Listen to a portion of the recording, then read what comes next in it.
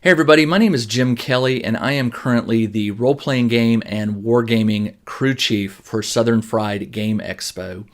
In this video, I want to talk to you about some of the resources that are available out there for crafting terrain that will go on your role-playing game or wargaming tabletop. Now, when you play a role-playing game or a war game, you are typically playing on a tabletop, and at certain points there will be physical structures placed on the tabletop to represent buildings or ruins and rubble and maybe water effects and things like that. And there is an entire culture out there, of which I am part of, that we like to make three-dimensional terrain for the games we play because it adds a bit of realism to the game. Now, I have seen some war games played with just tabletop scatter like books and boxes. I've even seen shoes used as like hilltops. It's whatever you have on hand. But when you really get into wargaming and role-playing games, at some point you're going to want to see some thematic terrain on the tabletop that just helps you sink yourself a little bit more into the game. Now, I've got some examples here of some terrain that I have either made or 3D printed. This one right here is it's like a gun, a science fiction gun that I made, and it's made out of nothing but cardboard and foam and painted up, and I think it looks pretty cool. And if you're dealing with fantasy, you'll like this one, I hope. This is a goblin tower that I made, also made out of cardboard and dowels and things like that, and painted up, string for rope. And again, I use this on the tabletop to represent a fantasy structure, and this took, quite a few hours to make. But again, when I put it on the tabletop to play a war game, it just fits. Now, if you're not into crafting, but you're willing to invest in what's called a 3D printer, and I don't have time to go into that right now, but 3D printing is a great technology for us gamers. You can find companies that sell files that you buy, kind of like you'd buy a PDF, but you'll buy a model and you'll print it out on your 3D printer. And this is a 3D printed dwarf tower right here. And it was printed in multiple parts and then glued together and then painted. And it's not heavy, but it's got some weight to it. But this is an example of 3D printed terrain that not so much, you don't craft this yourself. Somebody else designs it and then you buy it and print it. So in this video, I want to talk to you about some of the resources that are out there if you decide you want to make some of your own terrain or buy it. So in no particular order, I'm just going to list some here, and I'll provide links in the video where you can go check them out. One of the biggest sources for making your own terrain is YouTube. That should come as no surprise. If you go to YouTube and you type in something like Dungeons and Dragons terrain or crafted fantasy terrain, those kind of terms, you're going to find videos of people who have made, some of them are making a very good living at it, making videos of how to do stuff like this. I have my own channel. It's called The Tabletop Engineer, and for the last few years I've been doing it.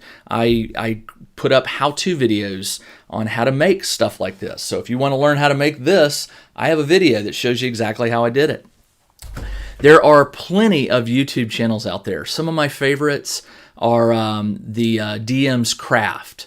The owner of that, his name is DM Scotty. He's a dungeon master. He's a friend of mine, and he is sort of the guy that got me into it. He has over 600 videos that show you how to make dungeon terrain and monsters, and it's crazy. You just have to check it out.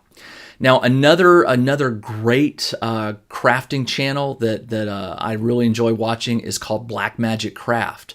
The owner, Jeremy, has also done some incredible fantasy terrain videos, tutorial videos.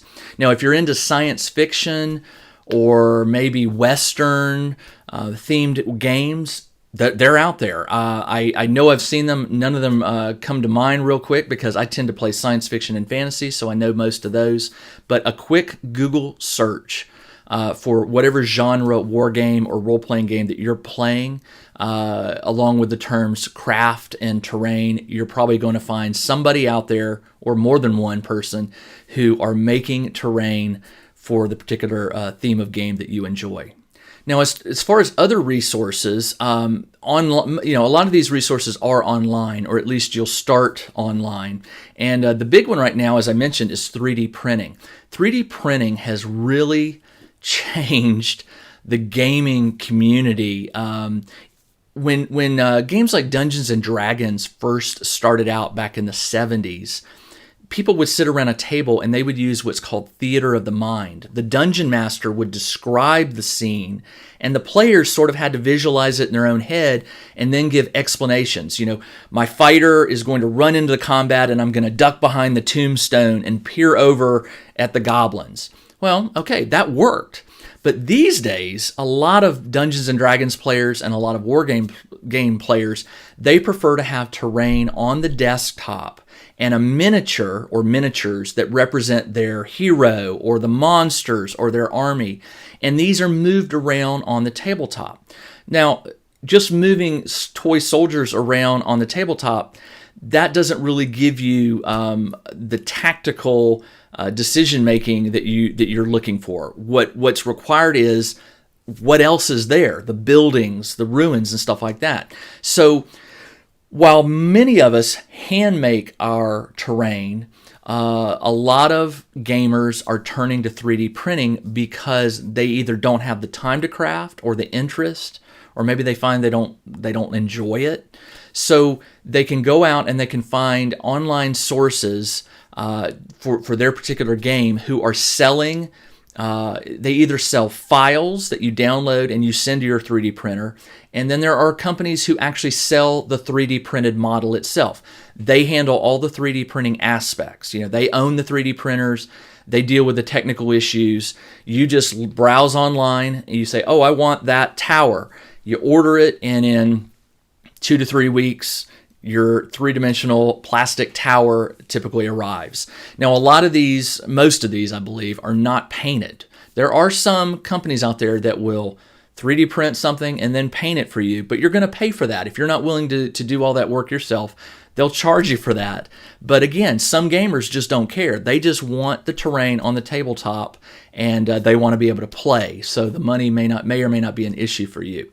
But for 3D printing, I'll put some resources. I'll send along a list of some resources with this video, and I'll ask the SFGE tech crew to somehow provide that list of resources. And that will include some YouTube channels and some 3D printed terrain companies. Now, if you aren't interested in crafting and you don't have a 3D printer, or you're not interested in purchasing 3D printed terrain, there are options for you. One of the most interesting skirmish war games that I ever saw, I didn't get to play in it, although I wish I had. The tabletop consisted of like a work table. There were books and a stapler and other things that you would find on a tabletop. There was a keyboard, not the computer, but the keyboard. It was like the tabletop area was somebody's work table or their work desk. And the two players were playing a war game with miniatures on this top, and they would hide behind things. Like one would hide behind the stapler, and another, I think there was some sort of, I know what it was. It was a big stack of Post-it notes, and one of the soldiers was on top shooting arrows down. When I first looked at it, I thought that, really? But then I thought, this is amazing. They used what they had at hand. Actually, the person who set this up knew exactly what they were doing. It was a theme, the desktop war battle. But my point there is that if you want to play an RPG, or if you want to play a war game and you lack terrain, like, thematic terrain, you shouldn't let that stop you. If you want to play a war game at home with your kids or your spouse and you lack terrain, guess what? No, you don't. You've got shoes, you've got books, shoe boxes, decks of playing cards. Go crazy in your kitchen looking at things that you could pull out of the kitchen to set up on a table. The main thing you're looking for is terrain, things that your miniatures can hide behind, can climb on top of, have to go around or shoot through or under. You can get really creative that way if you lack crafted terrain or 3D printed terrain. All right, that's all I have for you in this short video. I know that there's a lot of questions out there about terrain because, as I mentioned, I have my own YouTube channel, The Tabletop Engineer, and I get a lot of questions about making terrain for role-playing games and war games. I play both types. As the Dungeon Master, when I play a Dungeons and Dragons, I will often have terrain, mostly dungeon tiles and dungeon structures and columns and things like that. And I bring those to my table to help my players become more immersed in the game. And then when I play a war game, I will grab a whole bunch of terrain that I've made off my shelves, put it in a box, head off to the gaming store, or sometimes the gamers come here, but typically I meet my friends at the gaming store. I take my terrain in, set it up, and we play. Now, if you're lucky enough to have a gaming store near you that plays war games and RPGs, you may be lucky enough that they maintain their own collection of terrain. I know that there's a gaming store here in town that I frequent in Atlanta that has shelves of fantasy terrain and sci-fi terrain. So all you need to do is bring your miniatures and your rule books, and you can go over to their shelves and you can sort of pick and choose what you want and set up your table that way. All right, that's all I have for you. Again, my name is Jim Kelly. I run the Tabletop Engineer YouTube channel. I invite you to come check it out, where I do tutorials on crafting terrain. I would like to tell you thank you for joining us at this online Southern Fried Game Expo this year. And next year, I hope to meet you at SFGE 2021. My goal is to have numerous tables set up where new players who've never played before can come up and play a role-playing game like Dungeons and Dragons. Or if they want to try out a war game, they can come up to a table that's already set up with terrain and miniatures, and they can learn the basics of the rules. So if you are interested in role-playing games or war games, obviously check out a local gaming store or ask your gaming friends if they can introduce you to the rules. But if you are not able to do so, just wait until next year, Southern Fried Game Expo 2021, and come and give us a chance, and we'll show you how some of these games are played, and you'll get to look at some of this terrain up close and personal. That's all I have. Take care.